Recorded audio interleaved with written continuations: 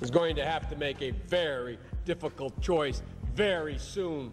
Words will not be sufficient. Actions will be demanded. When Biden was confronted, he confirmed his meeting with Ahmed, saying Pakistani intelligence was indeed funding the Taliban. Sir, one question. In the days following 9/11, you met with the head of Pakistani ISI, General Muhammad Ahmed. It has since come to light that he ordered Saeed Sheikh to wire $100,000 to Muhammad Atta. Why was he allowed to go back to Pakistan, and why wasn't he questioned, and why were you meeting with him? I met with him to deliver a message that if he didn't stop supporting the Taliban, we would take him out. Why did we let him go? We let him fly freely. We never investigated him. We never even looked into him. Look, there's a thing called diplomatic passports.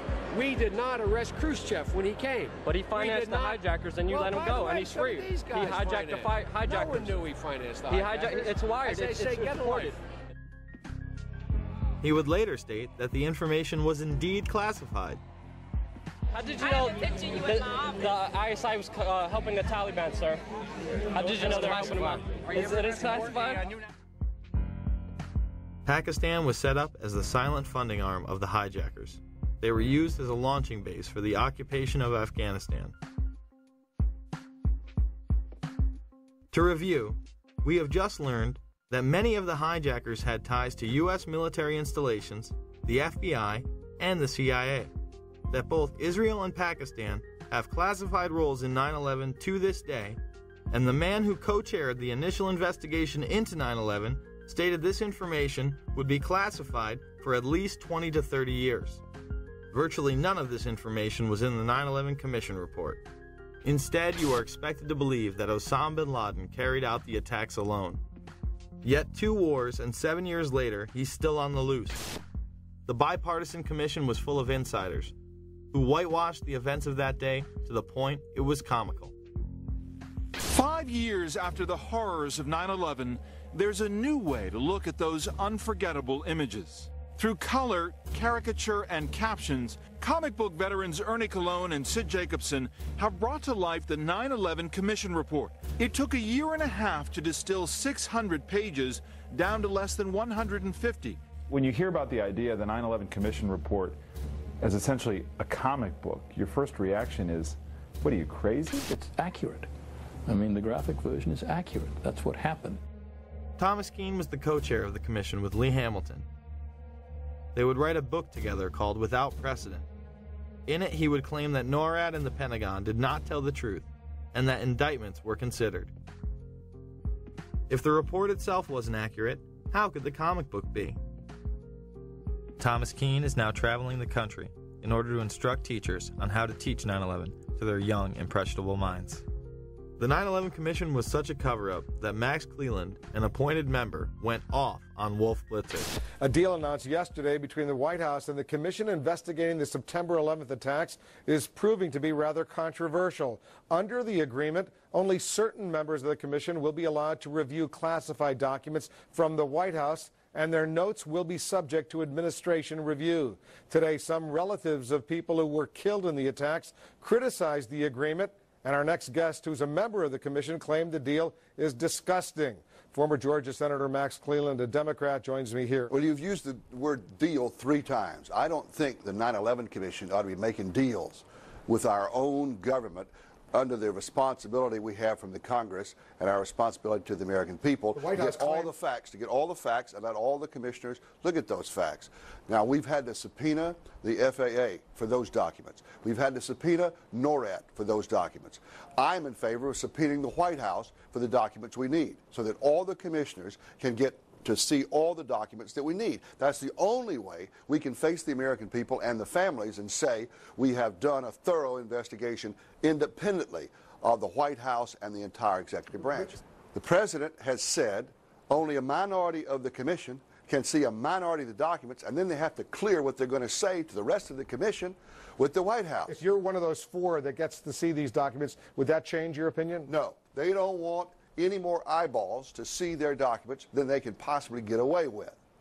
It's a scam. It's absolutely disgusting. Cleland would later resign. Well, they have something to cover up, and the 9/11 Commission, of course, was a master cover-up. We know that. The question is what it was covering up.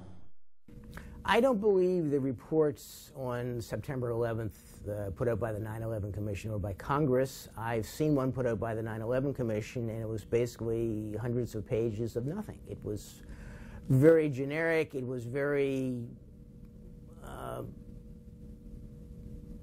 indirect, indistinct, devoid of facts, devoid of hard positions. It was things like mistakes were made.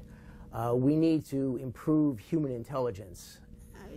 This is nothing. I mean, it's like, yes, I stand for truth, justice, and the American way. But it was vapid. It was a waste of time and money, but gives the impression that, oh, yes, the government is doing something. The government is studying the issue. Well, what makes me really disappointed, and that's an understatement, is that Congress's role is oversight. And Congress, even today, you'll see members of Congress saying, well, we haven't implemented everything that the 911 Commission recommended. And the 911 commissioners have said that the administration obstructed them, lied to them. The staff statements were described by various commissioners to be an indictment of the FBI in particular, but also an indictment of the CIA. I don't think the chairman and I have ever characterized the staff statements as an indictment. It's possible others have done that. We have not. And Tom and I have heard repeated praises from people in your business, in the media business, thanking us for the quality of those statements. I would second that, and by the way, I never, ever would correct the vice chairman, but I'm afraid I did characterize one of those statements as an indictment. So how can you start with a document that you know is false and take that to the American people as a document by which Congress's accomplishments should be measured? Dennis Kucinich would present 35 articles of impeachment against the Bush administration in June of 2008. He would stand before the House for almost 3 hours before reading the last few articles, which were regarding 9/11. He alleged that the administration had not acted on specific warnings prior to 9/11, that they had attempted to cover this information up, and they had tried to stop any commission from being organized in regards to investigating the attack. Article 33.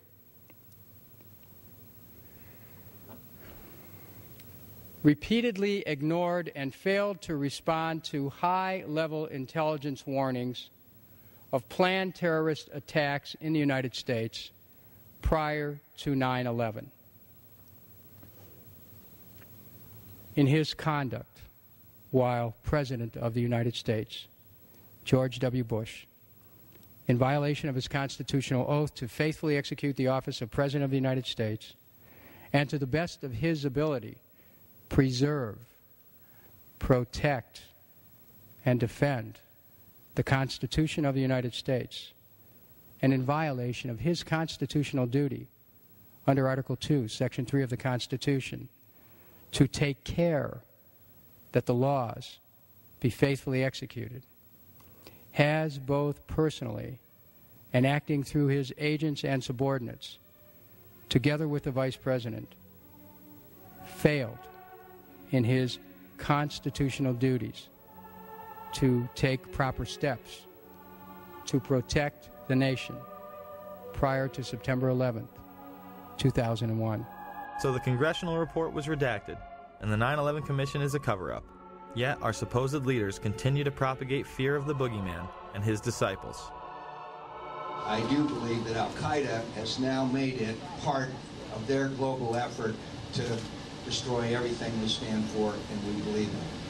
I'm running for President of the United States because I believe the greatest challenge of the 21st century is that of radical Islamic extremism. I believe it's there. I believe it's all over the world. I believe it's a fight, a struggle between good and evil, everything we value and believe in versus everything that is evil that wants to destroy everything America stands for and leads. And I believe